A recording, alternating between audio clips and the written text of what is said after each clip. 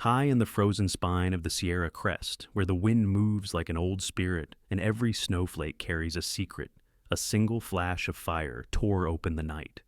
It was not a star. It was a warning, and the one man who saw it was a deputy who had no idea that his quiet patrol was about to collide with destiny.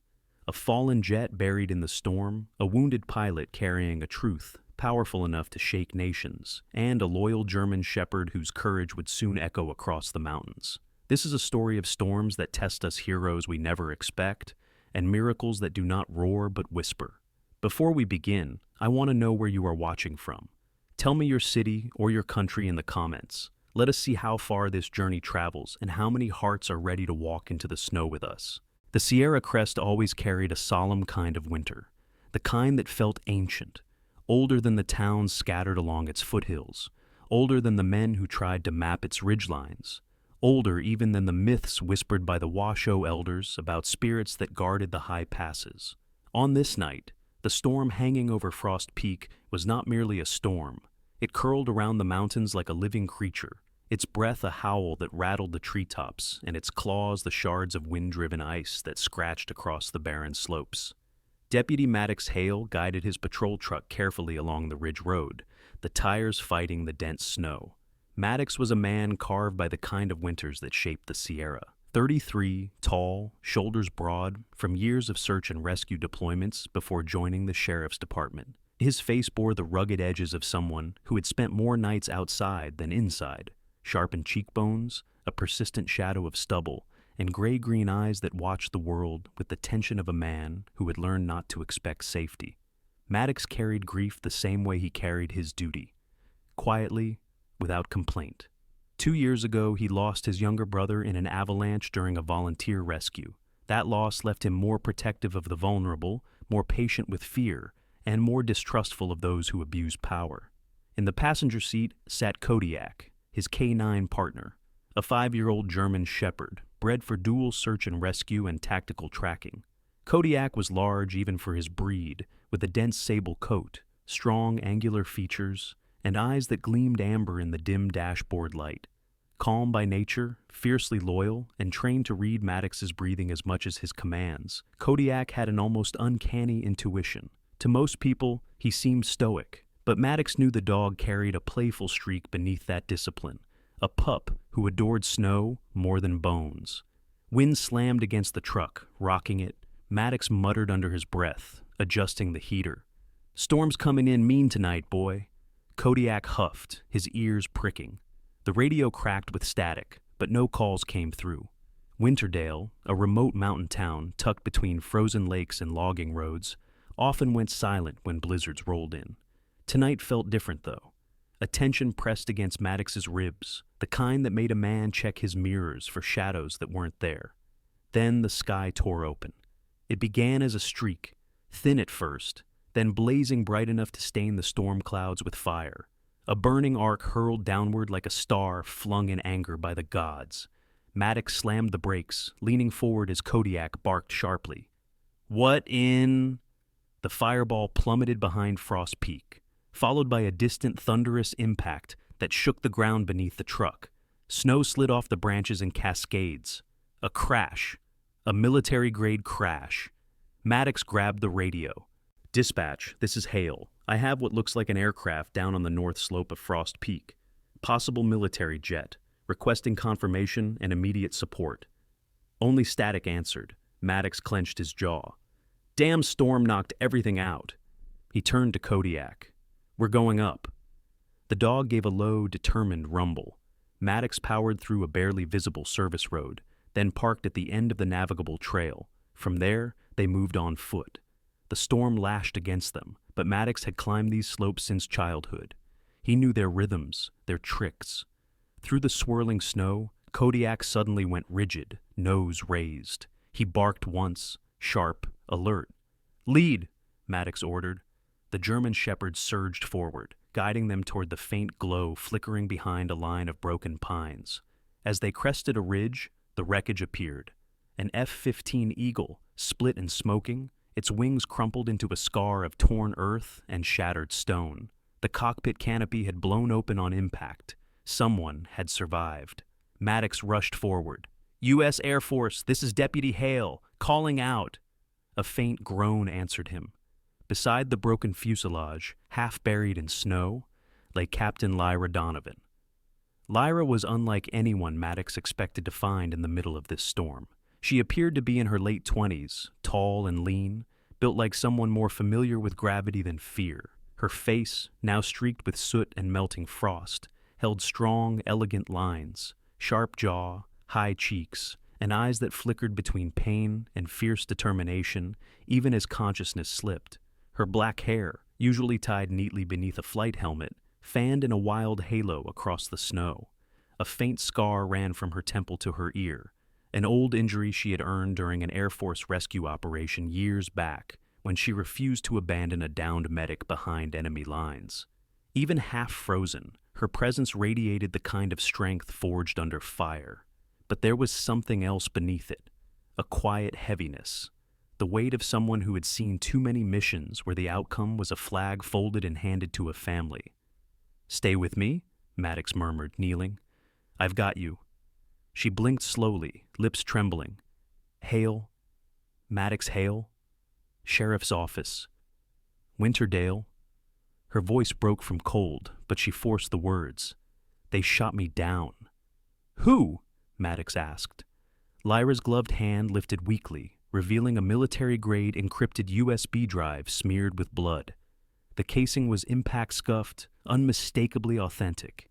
"Human trafficking ring," she gasped. "Mercier? They wanted this. If they get it, everything disappears." Her breath grew shallow. "They're coming," Kodiak growled, ears rotating toward the tree line. "You're safe now," Maddox said, but his mind raced. Grant Mercier. The name was whispered in law enforcement channels like a curse. A trafficker who used the remote mountain region as a maze of routes, bribing whoever stood in his path. If Lyra was carrying evidence that could expose him, her crash was no accident. He lifted her carefully, noting the gash in her side and the unnatural angle of her leg. His heart tightened. "We need shelter," he said softly. "Long enough to stabilize you." He moved quickly, guiding Kodiak as they ascended toward a narrow ravine Maddox knew well. Its entrance was half hidden by fallen rock and pine branches, a natural cave he had used once during a rescue op. Inside, the cave was dry and shielded from the worst of the storm. Maddox laid Lyra near the inner wall, removing his jacket to cover her. Kodiak pressed close, offering warmth. Maddox examined her injuries. "You're lucky," he whispered. "Nothing vital hit."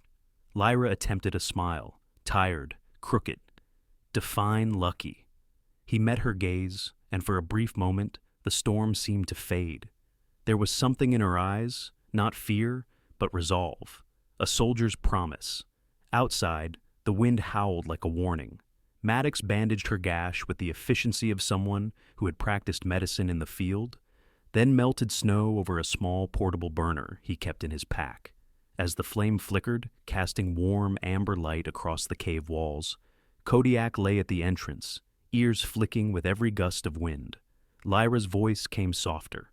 "They're using thermal scans. Mercier's men. They won't stop. They'll have to find us first." "No, they will." She turned her head with effort. "They want that drive back. They'd burn the whole mountain if they had to." Before Maddox could answer, Kodiak shot up, body low, hackles bristling, a deep rumble vibrating in his chest. Maddox killed the burner instantly, plunging the cave into darkness. Outside, faint beams of light swept across the blizzard, too controlled to be from rescue teams. Engines rumbled, boots crunched on snow. Maddox crouched beside Kodiak, whispering, "Easy!" Lyra fought to sit up, fear tightening her features. "They found us." Maddox steadied her shoulder. "Not if I move them off our trail." More lights, more crunching snow. Voices, distorted by the wind but unmistakably hostile. Kodiak's muscles coiled like springs. Maddox drew his sidearm, breath controlled. The storm masked movement well enough for someone who knew the terrain, and Maddox did. He glanced back toward Lyra. "Stay awake, stay quiet, I'll handle this." Lyra swallowed hard, nodding. Then Maddox slipped into the storm, Kodiak at his side, and outside, among the swirling snow, the shadows of armed men crept closer. The storm outside sharpened into a roar, carving white rivers through the night. Inside the cave, Lyra Donovan fought for consciousness, struggling to keep the blur from swallowing her vision. The cold nipped at her fingers. Her breath came in ragged wisps. Every few heartbeats, she forced herself to focus on the distant echoes, bootsteps on ice, muffled voices carried on the wind, the faint metallic clatter of weapons. She had heard such sounds before in deserts and jungles, but never in a place this silent, this ancient, where danger felt like it was woven into the snow itself. Kodiak remained planted at the cave's mouth, his silhouette a steady sentinel. The German shepherd's body was tense yet perfectly still, ears swiveled toward the storm, as if every gust of wind contained a secret message. There was no fear in his posture, only vigilance and a fierce protectiveness that radiated from him like a living flame. Lyra forced her voice out. "He's extraordinary." Maddox Hale, steady as ever, despite the howling threat beyond, glanced back at her from where he knelt near the cave entrance. His breath fogged in the cold as he checked the magazine of his sidearm. "Kodiak, he's stubborn, loyal, and smarter than most people I know. He won't let them get close." The faintest smile tugged at Lyra's lips. "Good. We'll need that." Her voice faltered again, but she pushed through it. She had learned long ago that survival was often a matter of refusing to let your own mind slip away. Memories, uninvited and raw, flickered behind her eyes. Elias, the terrified boy she had found in that hidden transport camp just 3 days prior, and the horror of realizing that the trafficking ring she'd been investigating had burrowed deeper into Sierra Crest than anyone imagined. Grant Mercier and his men had spread across the mountains like a disease, exploiting abandoned mines, remote logging roads, and hidden passes where winter consumed both tracks and truth. Lyra had stolen the USB drive after witnessing something she was never meant to see. A list of names, children, women, men, and the planned routes across the Canadian border. Her last flight had been meant to send her to a secure base. Instead, she found herself plummeting toward Frost Peak with missiles on her tail. Lyra tightened her grip on the encrypted drive. Even injured, she held it like a lifeline. "He can't get this back," she whispered, mostly to herself. Maddox gave a curt nod. "He won't." Outside, faint lights cut through the blizzard, sweeping arcs of white-yellow beams, moving with a calculated pattern. These weren't lost hikers or rescue teams. These were men who moved with practiced aggression, their boots sinking into the deep snow with purpose. Mercenaries. Their leader, Grant Mercier, was infamous even among law enforcement officers who never spoke his name above a whisper. A man of expensive suits and colder morals, Mercier hid his. Cruelty behind layers of disappearances, untraceable money, and remote mountain routes where victims vanished without echo. Tonight, he had sent hunters. Maddox knew they couldn't stay. He motioned to Lyra. "I'm stepping outside to move them off our trail. Don't speak. Don't move unless I return." Lyra wanted to warn him again. Thermal scanners, tracking dogs, mercenaries willing to kill without hesitation. But when she parted her lips, only a faint rasp came out. Pain and cold had stolen her strength. Kodiak stayed at Maddox's side as he slipped out of the cave and into the storm. The world outside greeted them with a blast of wind that nearly tore the breath from Maddox's lungs. Snow whipped across the slope, erasing footprints almost instantly. It was a blessing and a curse, good for cover, but also making movement treacherous. Maddox crouched low, scanning the shifting shadows. 3 figures were approaching the ridge from the left, another 2 from the right. All carried rifles bundled in weatherproof cloth, their heads shielded by thermal goggles. They moved with the confidence of men who believed they owned the mountain tonight. Maddox whispered, "Quiet track!" Kodiak's muscles rippled. The dog lowered his body, flowing across the snow like a shadow. Maddox followed, staying close behind the boulders lining the ridge. The mercenaries' lasers sliced faint red lines through the flurries. A voice rose above the wind, carried by a clipped, harsh accent. "Spread out. She can't be far. The plane only broke apart 2 clicks from here. Find the USB. Kill anyone with her." Maddox felt heat flash behind his sternum. Anger, sharp and clear. But anger was dangerous. He had learned that the hard way, and tonight he needed clarity more than fury. The mercenaries moved toward the cave entrance. Maddox motioned to Kodiak, hand flat, 2 short taps. Guard, not attack. Observe. Kodiak froze behind a cluster of rocks, his breath controlled, his gaze unblinking. The storm swallowed most sounds, but not all. A twig snapped under a mercenary's boot. Another switched his safety off with a faint, metallic click. One raised a thermal scanner and swept the slope. Maddox exhaled slowly. He had seconds. He counted the breaths in his chest. 3, 2. He broke cover. The first mercenary swung toward the sudden movement, but Maddox moved with precision, firing a warning shot that thudded into a tree trunk inches from the man's shoulder. The surprised group jerked toward the sound, instinctively clustering around the perceived threat. Kodiak darted beside Maddox, barking sharply, once, twice, deliberately. "Over here!" one of the mercenaries shouted. Good. They thought the threat was moving farther down the slope. That meant Lyra was momentarily safe. Maddox fired another warning shot, farther away this time, then pivoted, disappearing into the drifts. He moved quickly but carefully, disorienting. The mercenaries was only half the task. The other half was ensuring they could not pinpoint the cave. From behind him, a frustrated voice barked orders. "Fan out! Don't lose them!" Kodiak remained glued to Maddox's boot prints, navigating the blizzard with flawless discipline. When Maddox finally allowed himself to stop, they had circled nearly a quarter mile away. The mercenaries' lights were now faint specks swallowed by the storm. But they hadn't retreated, merely dispersed. The danger was far from over. Maddox crouched behind a massive granite outcrop. Kodiak pressed close, panting quietly. Maddox stroked the dog's neck. "Good job, buddy." He looked back toward the direction of the cave. Lyra was alive, but she was exposed, injured, dependent on his return. Every instinct in Maddox screamed at him to sprint back, but he couldn't yet. If he led the mercenaries directly to her, the cave would become a tomb. He waited until the wind shifted again, carrying the mercenaries' voices farther down the ridge. Only then did he begin the silent climb back. Inside the cave, Lyra fought to keep herself awake. She listened for Maddox's return, straining her ears in the darkness. The minutes stretched painfully. Every so often her eyes drifted shut, only for her mind to jolt her awake with flashes of the crash, alarms blaring, fire blossoming on the wing, the violent tumble toward the earth. Kodiak's bark suddenly echoed through the entrance. 2 short bursts.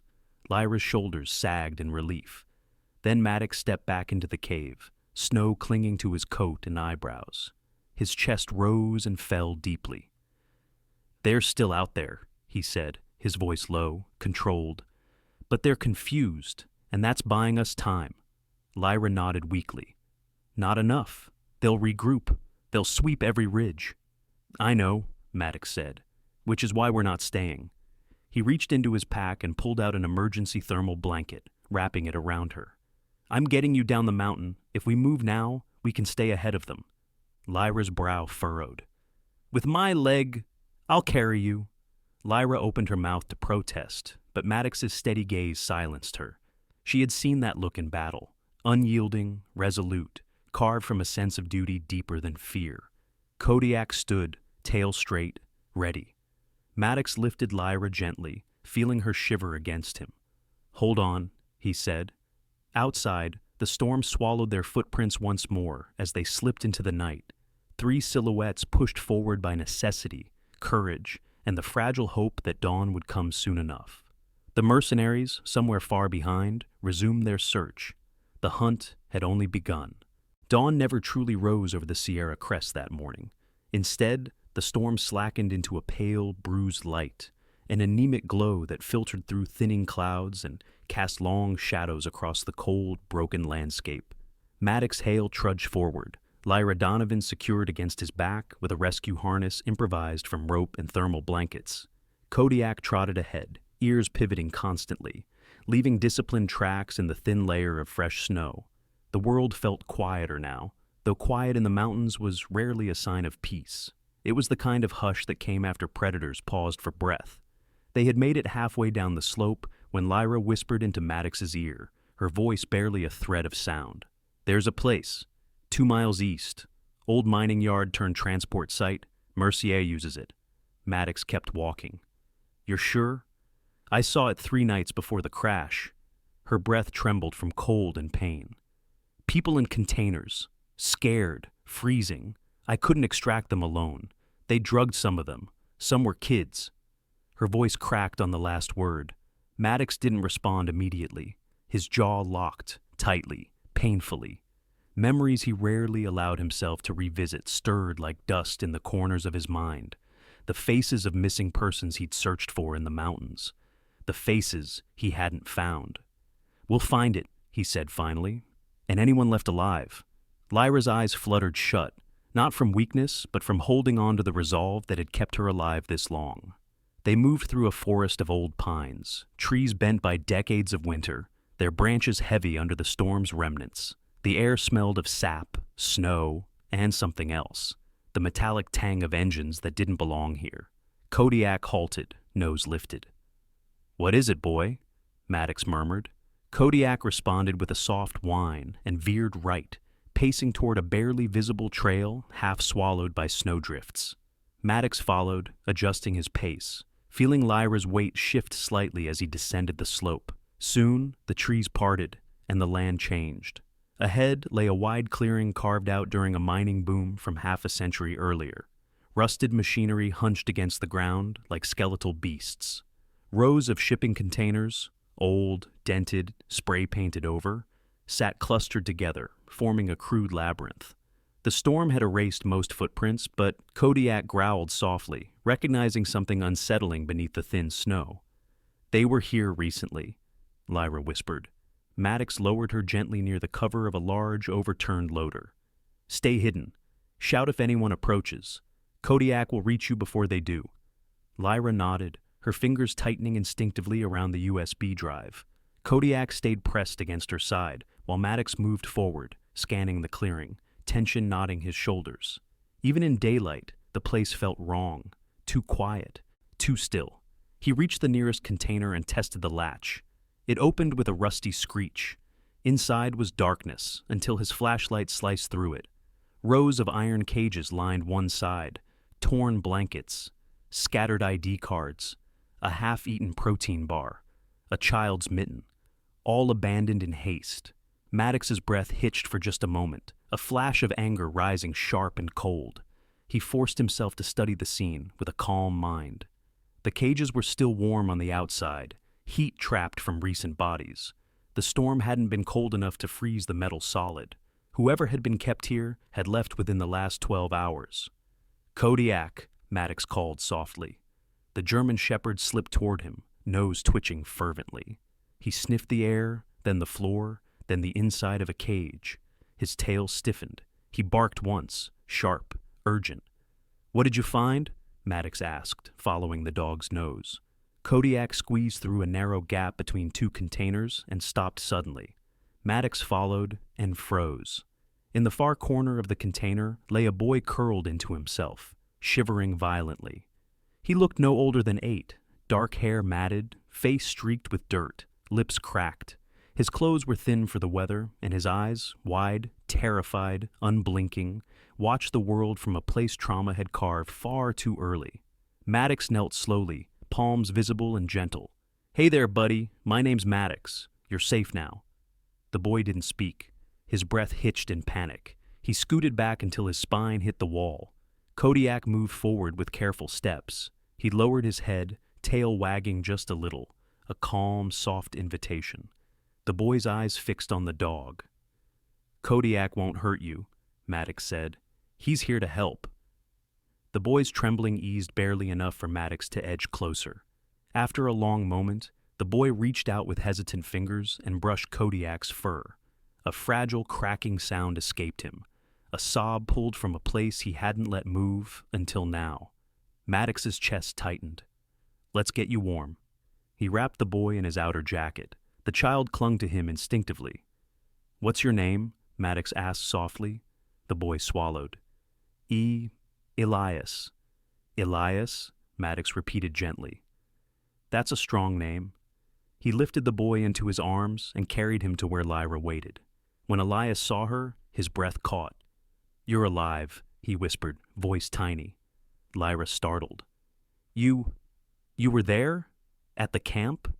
Elias nodded, tightening his grip on Maddox.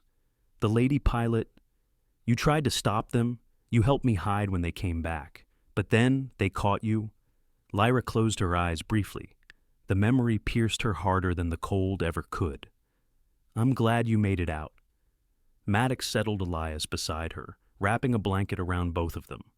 "Elias," he said softly, "we need to know what happened. Here, where did they go?" Elias pointed with a shaking finger toward the northern tree line. "Trucks, big ones. They left last night. They said they were going to the mines, the old mines, where the mountain swallows the road." His voice trembled again. "They took the others." Lyra met Maddox's gaze, pain sharpened into purpose. "North Pass," she whispered. "That's where Mercier's main operation must be." Maddox nodded, the pieces connected like frost spreading on glass. Lyra's data, Elias's testimony, the evidence scattered across the clearing. Mercier wasn't just moving people, he was preparing to vanish them.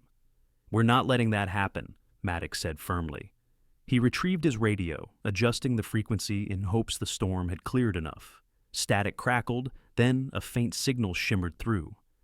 "Winterdale Sheriff's Office. Hale, is that you?" Maddox stiffened. "Sheriff Moreland, this is Hale. I need immediate assistance. I've found a trafficking site. Multiple victims moved overnight. I have a boy survivor and..." The sheriff's voice sharpened. "Where are you?" "Old transport yard east of Frost Peak. I need..." The radio crackled again, an odd, cutting tone, like someone switching channels too quickly. Lyra sat up slightly. "Something's wrong." Before Maddox could respond, a new voice broke through the haze of static. "Hale," Sheriff Wade Moreland said, slowly, too calmly. "Walk away. Leave it alone." Lyra's eyes widened. Maddox felt the cold crawl down his spine. "Sheriff, what are you talking about?" A silence settled across the line, thick, deliberate. "You heard me," Moreland said at last. "This is bigger than you, and you're already in too deep." The transmission cut. Maddox lowered the radio, his expression hardening as realization dawned like a blade. Lyra whispered, "He's working with Mercier." Maddox didn't speak. He didn't need to. The truth was written across his face. Above them, the storm seemed to gather breath again, wind curling through the clearing like a warning. Inside that broken transport yard, surrounded by the shadows of human suffering, 3 lives knotted together, deputy, pilot, and child, understood the same thing. They were no longer only running from Mercier. They were running from corruption rooted far closer to home, and the road ahead would lead straight into the heart of Winterdale. Winterdale looked peaceful from a distance, too peaceful. The mountain town lay dusted in a fresh quilt of snow, pine roofs rising like soft humps beneath the pale afternoon light. Smoke curled lazily from chimneys. The frozen lake glimmered weakly beneath drifting clouds.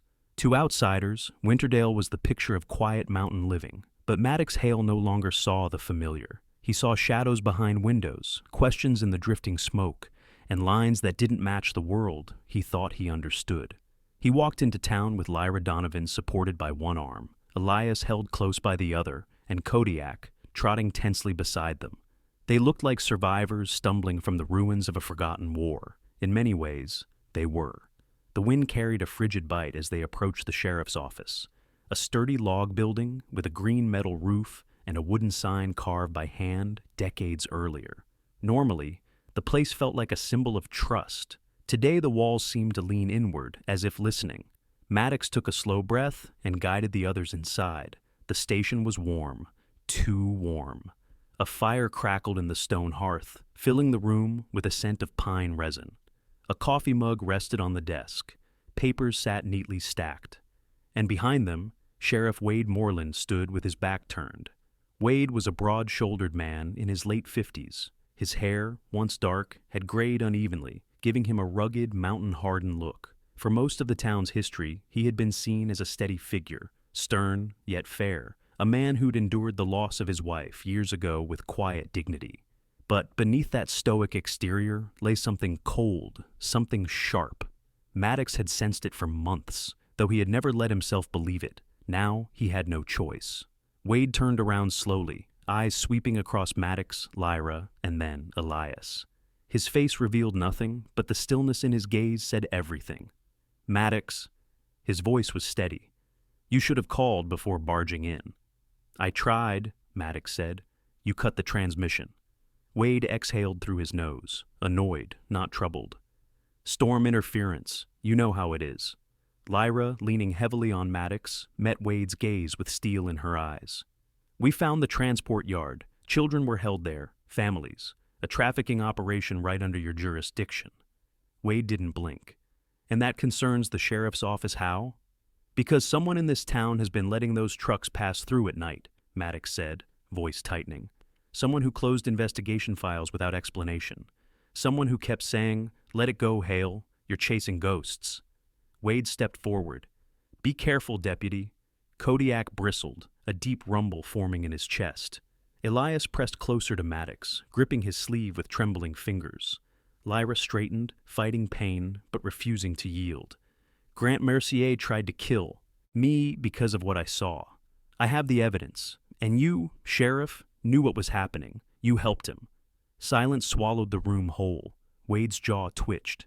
You don't know what you're talking about. Then explain the trucks, Maddox said. Explain the yard. Explain why you warned me to walk away. Wade's stare hardened like freezing water. I kept that order alive, Hale. I kept this town running. Mercier's men. They only wanted their routes open. No one local got hurt. Elias made a small sound. Soft, wounded. Maddox's eyes darkened. So, the people they trafficked don't matter because they're not from Winterdale? That's your justification? Wade's voice rose, not in anger, but in a strange, brittle desperation. You have no idea what happens when men like Mercier are crossed. They kill towns. They burn them down. I wasn't going to let Winterdale become a graveyard for somebody else's war. Lyra's voice cut like glacier wind. You became the graveyard. And in that moment, something inside Wade cracked, not visibly, but audibly, like the faint snap of ice underfoot. He reached for his holster.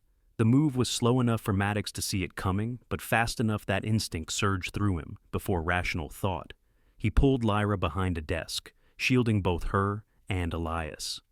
Wade, don't, Maddox warned. You forced my hand, Wade said. You brought outsiders into this. You could have just let it be. His hand tightened on the weapon, and then a blur of fur and muscle cut through the tension. Kodiak moved first, not attacking, but intercepting. The dog lunged between Wade and Maddox just as Wade drew his firearm. Wade flinched, not expecting the dog's sudden appearance, and stumbled backward into a chair. The impact knocked his aim off balance, sending the gun clattering across the wooden floor instead of firing. The room froze. Kodiak stood guard between both men, growling softly but steadily. Not attacking, merely warning. Wade stared at the animal, shaken. You trained that dog too well. No, Maddox said. He knows right from wrong better than you ever did. Wade's expression twisted with something between grief and rage. You think you're saving this town? You're destroying it. Mercier will never let this go. Lyra pulled out the USB drive, holding it like a blade of truth. It's too late. The evidence is out. And you're complicit. Wade's composure finally cracked. He lunged toward the radio. Maddox moved faster. One swift kick sent the radio skidding across the floor. Wade fell to his knees, breath heaving, defeat settling over him like a collapse of snow. Maddox retrieved the radio, adjusted the range, and transmitted on a federal emergency frequency. This is Deputy Maddox Hale of Winterdale. Evidence recovered. Survivor recovered. Trafficking operation confirmed. This is urgent. Patch me. Through to FBI command. Seconds stretched like minutes. Then, Deputy Hale, this is Agent Ramirez. We're receiving your signal. Transmit coordinates. A task force is already mobilized. Lyra sagged into the chair, relief trembling through her. Wade closed his eyes in despair. You signed our sentence. Maybe, Maddox replied calmly, but at least it's the right one. Elias touched Kodiak's back as if grounding himself. The dog leaned gently into the boy's hand, his gaze fixed on the sheriff. Maddox bound Wade's wrists, not harshly, not cruelly, but with the firm professionalism of an officer who once respected the man he was now arresting. By the time he finished, Wade looked older, smaller, like a man hollowed out by the consequences he had hoped would never arrive. Why, Wade? Maddox asked softly. Why sell your soul to him? Wade swallowed. Because I was tired of burying people. Mercier promised Winterdale would be left alone. Monsters don't honor promises, Lyra said. Wade closed his eyes, and in that moment, he didn't look like a villain. He looked like a man who had taken one wrong step years ago and kept walking until he no longer saw the edge of the cliff. Maddox turned away. Elias clung to his jacket, and Lyra leaned on Kodiak for balance. Outside, the snow had stopped. A faint sunlight broke through, glinting across the icy streets. Reinforcements would be arriving soon, but the path to North Pass, the place where Mercier held the rest of the victims, would be far from peaceful. Maddox looked toward the northern mountains. Winterdale had revealed its betrayal. Now the mountain itself waited. And somewhere in those hidden mines, Mercier was preparing to erase every last trace of his crimes. The storm wasn't over. It was only changing shape. By the time Maddox Hale and Lyra Donovan reached the staging area at the northern edge of Winterdale, the sky above the Sierra crest had turned an ominous slate gray. A new storm gathered across the high ridges, dense, spiraling, and hungry. It swallowed light like a living thing, pressing down upon the mountains with ancient weight. North Pass was barely visible from where they stood, but they knew it was there, a labyrinth of abandoned mining tunnels stretching beneath the snow-heavy slopes, a place where the mountains seemed to breathe cold secrets. Grant Mercier had chosen his hiding place well. To dismantle a trafficking network in such terrain required skill, coordination, and courage. It required exactly the kind of storm that was coming. FBI tactical units had arrived in unmarked SUVs and a weather-beaten Black Hawk that trembled against gusts of wind. The agents moved with brisk precision, their breath forming clouds as they unloaded equipment. Radios crackled with clipped voices. Thermal drones buzzed shakily through the frigid air. The entire scene hummed with tension, the kind that precedes a life-or-death breach. Agent Elena Ramirez, the field commander, approached Maddox and Lyra. She was in her early 40s, her dark hair tied back in a quick braid, her expression sharp with calculation. A former Air Force intelligence officer, Ramirez carried herself like someone who never wasted a second thought or a second chance. "You two look like you crawled out of the mountain itself," she said, though her tone carried respect, not critique. Lyra gave a tired nod. "We nearly did." Maddox adjusted his grip on Kodiak's harness. The German shepherd stood alert beside him, his fur bristling from cold and instinct. Even among federal agents in tactical gear, Kodiak radiated an unmistakable authority, an animal shaped by discipline, loyalty, and battle-tested courage. Ramirez folded her arms. "We decrypted the initial data you transmitted. Mercier's been using the old Northern Ridge mining system as his main holding site. It's a maze down there, multiple access points, some collapsed sections, treacherous terrain. And he plans to level it," Lyra said, her voice low, her breath frosting in the air. "Destroy everything, including the victims." Ramirez nodded grimly. "We believe he's wired explosives throughout the tunnels, enough to bury every piece of evidence under 200 feet of rock and ice." A bitter wind swept across the staging area, sending a spray of snow against their boots. Maddox's jaw tightened. "We're not letting that happen." Ramirez looked at him, reading the resolve in his eyes. "No, we're not." Another agent approached with a tablet displaying thermal imaging feeds. Bright red clusters flickered deep beneath the snow, heat signatures buried within the mountain. "Movement confirmed inside the mines," the agent said. "Multiple readings, likely captives. Mercier's men are regrouping after the storm break." Lyra inhaled sharply at the sight. Each signature represented a life waiting in fear, suspended between hope and oblivion. Ramirez turned to Maddox. "You know these mountains better than any of my team. We want you and Kodiak with Alpha Unit. Your knowledge of the terrain and your dog's tracking ability may save time." Maddox didn't hesitate. "We're ready." Lyra moved closer. "I'm coming too." Ramirez hesitated. "Captain Donovan, you've just survived a crash and a hypothermic event. You should be receiving medical care." Lyra straightened, pain flickering through her eyes, but replaced quickly by a soldier's grit. "Those people down there don't have time for me to heal. I know the layout of the containers. I know Mercier's methods. And I'm not staying behind while others risk their lives to fix something I started." Ramirez studied her for a long moment before nodding. Suit up. Within minutes, the team was outfitted in insulated tactical gear.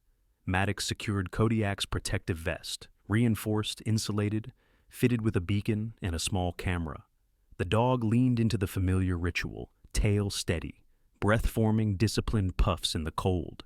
You ready, buddy? Maddox whispered. Kodiak nuzzled Maddox's gloved hand. Ramirez signaled the teams. Move out. The ascent toward North Pass was brutal, the wind cutting sideways across the ridge, snow swallowing footprints as fast as they were made. The storm grew thicker with each step, swirling like a living shroud. Even with goggles, visibility shrank to a haze of white shadows. But Kodiak pressed on with unshaken focus, following the faint scent trails buried beneath layers of drifting ice. Lyra trudged beside Maddox, her breath harsh but determined.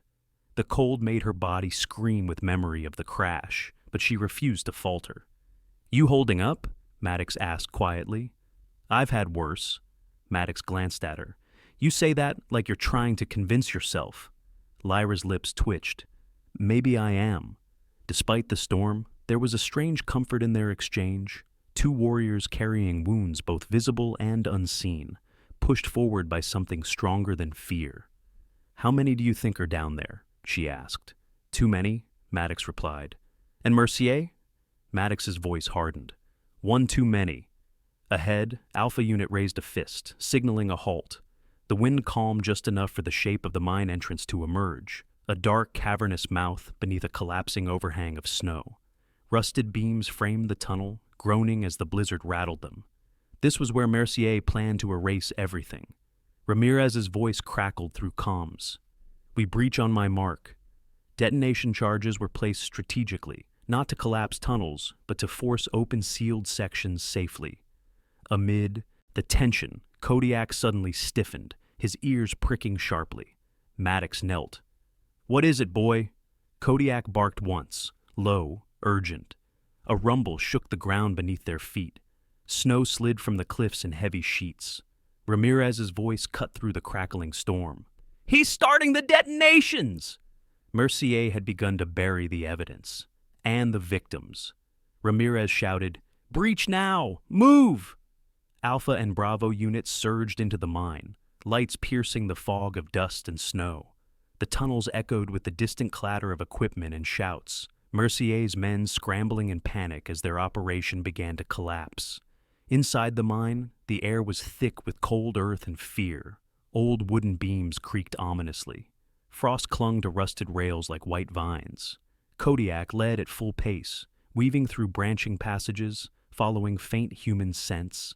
Maddox stayed at his shoulder, Lyra keeping close behind. Voices echoed deeper inside, some shouting orders, others crying out in desperation. Lyra's pulse hammered. The captives! They're close! Kodiak stopped suddenly, pawing at a metal door twisted from an earlier explosion. Maddox and two agents forced it open. Inside the chamber, dozens of terrified faces looked up. Women, men, children, huddled together in the cold, eyes wide with disbelief as the rescuers entered. Lyra moved toward them immediately. You're safe now. We're getting you out. A woman sobbed into her hands. A young man reached weakly toward Maddox. A child clung to Lyra with frozen, trembling fingers. But before relief could settle, a new explosion rocked the chamber. Dust showered from the ceiling. Ramirez's voice shouted through comms. Mercier is heading to the central vault. He's trying to trigger the main charges. Maddox exchanged a look with Lyra, fearless, determined. Kodiak barked fiercely. The battle wasn't over. They still had to stop Mercier, and time was disappearing like breath in winter air. They raced deeper into the tunnels, leaving rescue units to evacuate the captives. The storm outside wailed through the cracks in the earth, as if the mountain itself were warning them. Kodiak led the charge. Maddox followed.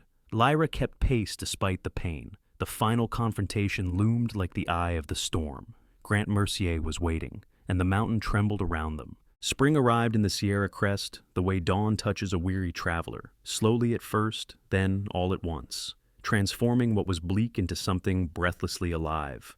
3 months had passed since the blizzard swallowed North Pass, since Maddox Hale, Lyra Donovan and Kodiak fought through fractured tunnels and collapsing earth to bring every last captive out of the mountain's grip. 3 months since Grant Mercier's empire fell, not with silence, but with justice echoing through every corridor of those cursed mines. Now winter loosened its hold. The ice retreated, streams thawed and began to whisper along the stones again. Pines shook off their white burdens and breathed freely beneath a sky finally clear. Winterdale changed too.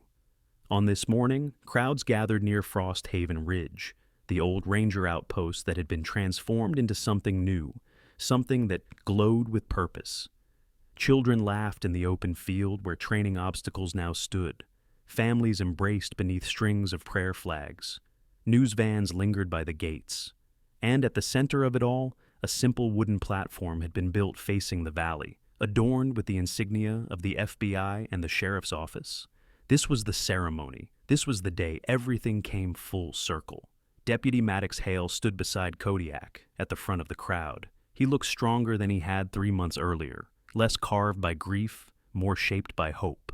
The lines around his eyes held the memory of battles survived, but also of peace finally earned.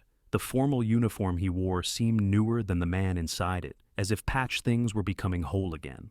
Kodiak sat tall at his side, his fur brushed to a healthy shine after weeks of rehabilitation. His left flank still bore a faint scar from the North Pass confrontation, but it had healed cleanly. His amber eyes surveyed the crowd with proud calmness. Though he was a working dog, today he stood like a guardian, carved in living fur. Lyra Donovan approached from the left aisle, the applause rising for her, even before Maddox saw her. She wore a Navy Air Force dress uniform, medals pinned neatly at her chest. Her posture was perfectly straight, military sharpness softened by the warm, blooming smile she carried for the first time since her crash.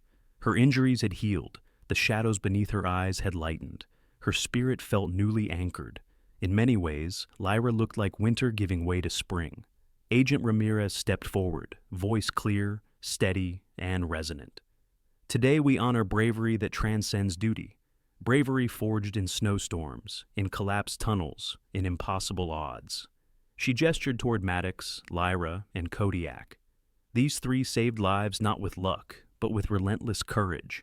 The FBI awards the Medal of Valor to Captain Lyra Donovan, Deputy Maddox Hale, and K-9 Officer Kodiak. Applause rose like rushing wind. Lyra blinked against the brightness of the moment, her fingers trembling slightly as Ramirez pinned the medal to her uniform. Maddox bowed his head humbly as his own medal was placed, though the real honor, he felt, was standing there with Kodiak beside him. When Ramirez turned to the German Shepherd, the entire crowd softened. A special harness had been crafted for him, bearing the silver insignia of bravery. As Ramirez fastened it to his vest, Kodiak tilted his head with quiet dignity. Children gasped. Several adults wiped tears. "Kodiak," Ramirez said with a rare smile, "you are officially the most decorated officer in Winterdale." The dog barked once, as if acknowledging the statement. Laughter rippled through the crowd, gentle, relieved, deeply human. The ceremony shifted into speeches, but the heart of the day was not the medals. It was what came next. Ramirez gestured toward the renovated outpost behind them. Today we also inaugurate Frost Haven K-9 Rescue, a joint initiative dedicated to search and rescue training and psychological support for survivors of trafficking and disaster. A place built on hope, a place built from the courage of these three. Maddox looked at the wooden sign hanging above the entrance, a beautiful carving of a mountain silhouette, a human hand reaching down, and the silhouette of a German shepherd leaping forward. Lyra stepped beside him. "You named it Frost Haven. That was your idea?" "Not just mine," Maddox said. Kodiak had input. He glanced at the dog. "He insisted we keep the mountain in the name." Lyra laughed. "Yes, I'm sure he communicated that clearly." Maddox shrugged. "He's very persuasive." Elias ran forward from the crowd, now healthier, stronger, carrying the bright energy of an 8-year-old no longer hunted by fear. He wore a small volunteer badge clipped crookedly to his jacket. "Maddox! Lyra, look!" Elias said excitedly. "Kodiak is a teacher now." They followed his pointing finger. On the training field, trainers had set up a line of tiny pups, rescued dogs newly enrolled in the program. Kodiak walked among them, nudging their positions gently, correcting their stance, demonstrating behaviors without needing a single command. He looked, undeniably and unironically, like a professor surrounded by hyperactive students. Lyra laughed softly. "He's perfect for this." "He always was," Maddox replied. "He knows what it means to be brave, and how to teach it." The sun emerged fully then, warm and golden, glinting off the thawing lake. Families drifted toward the picnic tables. Volunteers carried boxes of supplies into the new center. Children followed Kodiak like a parade as he patrolled proudly through the field. For the first time in months, the world felt safe. Lyra turned toward Maddox, her expression gentler now. "Do you ever miss the storm?" "Only when life gets too quiet," Maddox said with a smile. "But I think I've had enough storms to last a while." Her eyes lingered on him, grateful, warm, curious. The wind swept gently across the ridge, carrying the scent of pine and thawing earth. Across the field, Kodiak barked joyfully and chased a drifting blossom of snow, the last remnant of winter breaking apart under the rising sun. Maddox watched him with a softened heart. Not everyone is born to be a hero, but sometimes a loyal dog reminds us what courage really looks like. Lyra nodded. "And what healing looks like." Elias tugged their sleeves. "Come on, they're starting the first lesson." Maddox and Lyra exchanged one last quiet smile before following the boy toward the field, toward a future shaped not by fear, but by hope and the unyielding spirit of a dog who had once raced through a blizzard to change everything.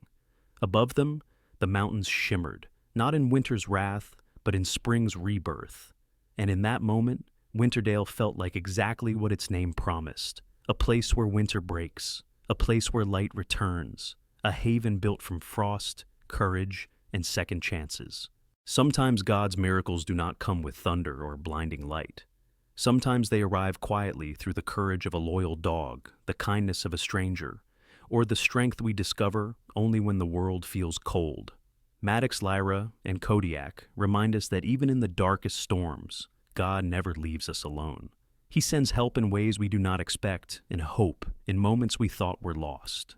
In our daily lives, we face battles that feel too heavy to carry, but faith teaches us that we never walk through them by ourselves.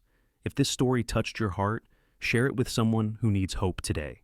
Leave a comment to tell us what you believe in, and subscribe for more stories of courage and faith. May God bless you and your family, always, and if you feel grateful for the light He gives us, type Amen in the comments.